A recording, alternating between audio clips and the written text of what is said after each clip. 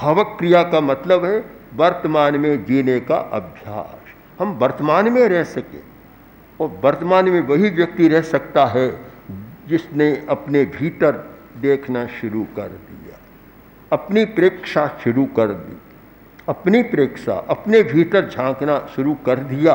वह आदमी वर्तमान में रह सकता है। वहाँ जब आदमी अपने आप को देखता है, भीतर देखता है, तो स्मृतियाँ भी उसकी कम हो जाती है। स्मृतियों का दरवाज़ा भी खुला नहीं रहता और कल्पना का द्वार भी खुला। आत्मा के द्वारा आत्मा को देखो, इसका मतलब है स्वयं अपनी वृत्तियों को देखो। एक देखने वाली आत्मा और एक आत्मा वृत्त्यात्मक आत्मा, अपनी वृत्तियों को देखो। जब व्यक्ति अपनी वृत्तियों को देखना शुरू करता है, वहाँ फिर वर्तमान में जीने का अभ्यास हो जाता है। फिर एक ब्रेक लगता है अनावश्यक कल्पनाओं पर और अनावश्यक स्मृतियों पर। एक नए प्रकार की समझदारी, देखना। सामान्यतः हर आज देखने की बात बहुत चलती है कि देख लो। एक आदमी या दो बात कर रहे थे, दोनों भी समझदार कम थे, मूर्ख भी कह सकते हैं।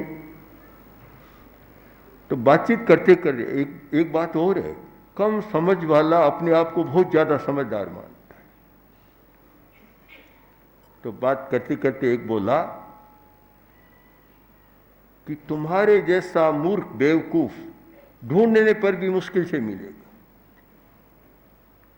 तो दूसरा बोला, ढूंढने की क्या जरूरत है, अपना मुंह देख लो दर्पण में, पता लग जाएगा, कहीं दूर जाने की जरूरत ही नहीं है।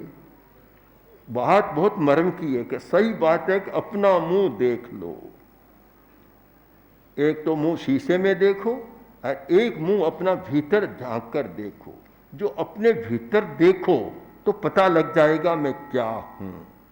जब तक व्यक्ति भीतर नहीं देखता, केवल बाहरी बाहर देखता है, तो एक काल्पनिक चित्र बनाता है, मैं ऐसा हूं वैसा हूं।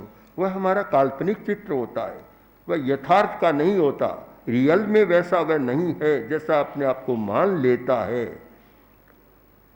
ये जो दर्शन के क्षेत्र में चलता आइडियलिज्म, एक प्रत्ययवाद, तो वह एक प्रत्ययवाद की अवधारणा हो सकती है कि अपने आप को वैसा मान लिया, पर वास्तुवाद वास्तव में वैसा नहीं है।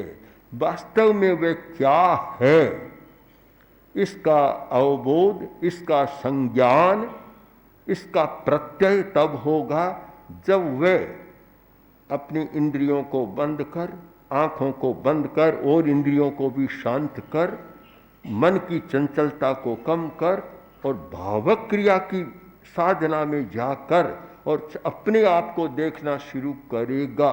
तब पता चलेगा कि मैं क्या हूं।